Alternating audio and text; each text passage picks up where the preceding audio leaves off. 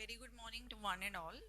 Today I'll be presenting a rare case of spontaneous evisceration of eye in dengue fever. As we all know, dengue is a flavivirus and transmitted by Aedes, female Aedes mosquito. The most common symptom of dengue fever, that is the visual symptom, is a blurring of vision followed by the central scotoma. So in all dengue fever patient, especially when the platelet count is low, we should do a thorough evaluation for any serious ocular complication. This case of dengue fever presented a spontaneous evisceration to us. Coming to the case detail, a 25-year-old young male presented to us with loss of vision, swelling and bleeding from the left eye since last 4 days. There was a history of high-grade fever with chill and rigor and a severe headache for the last 10 days. He was tested NS1 antigen positive for this and having a low platelet count. On the day 6 of the fever, he suddenly experienced pain in the left eye, which was gradually increasing in the intensity, followed by there was a central positive scotoma and swelling of the left eye. There was no history of an ocular trauma or any previous ocular pathology. The treating physician advised non-contrast CT scan of the orbit, which revealed a proptosis with the preseptal hemorrhage of the left eye. After 10 to 12 hours of the pain episode, he suddenly had a press bleeding from the left eye and the pain was relieved. The patient presented to our OPD on the 4th day of the bleeding episode, and a thorough clinical evaluation revealed all the posterior and anterior segment and visual acuity of right eye was within normal limit. But in the left eye, the visual acuity was no perception of light. Eyelids were edematous. The eyelashes were matted with bloody discharge. The conjunctiva was congested. And on examination of the cornea, there was a central 8 to 9 millimeter perforation with surrounding 2 millimeter corneal tissue, which was visible and having the infiltration and necrosis. And there was prolapse of the uveal tissue or the intraocular content. These photos showing the central corneal perforation with the surrounding corneal tissue having infiltration.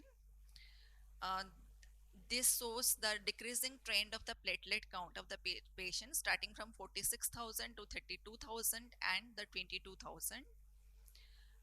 This film shows the proptosis of the left eye along with the preseptal hemorrhage. The patient was carrying with him at the time of presentation to our OPD. We managed the case after proper stabilization of the general condition of the patient and after attaining a normal hematological profile. We did evisceration of the left eye, and after 4 weeks, a prosthetic eye was fitted. These are the intra of images showing eviscerated eye with conformer in situ. This is the post of MRI scan showing the a thick sclera in the eviscerated eye. This is the post of 5-week picture showing a reasonable cosmosis. Coming to the discussion, there are 4 types of dengue viruses detected in Indian subcontinent, and recovery from infection by one serotype gives lifelong immunity against a particular serotype. But later on, if the patient is affected with the other serotype, then it may lead to dengue hemorrhagic fever and dengue shock syndrome. Coming to the pathophysiology, as you all know that in dengue fever, there occurs thrombocytopenia, capillary fragility, and platelet dysfunction that leads to the various type of intraocular and retrovalvular hemorrhage. So in initial stage, if there is macular hemorrhage that lead to central scotoma, there is retrovalvular and intraocular hemorrhage which increases the intraorbital and intraocular pressure. So there may be globe rupture. The globe cannot withstand this pressure and there occurs spontaneous evisceration. So if the initial stage, like when the patient presented with proptosis and pain, if the pressure bandaging and lowering IOP can help. To conclude, monitoring a platelet count and its correlating visual symptom may prevent this disaster complication. Awareness among the general physicians treating dengue about the possible ophthalmic complication in this patient is essential. Thanks a lot for the patient hearing.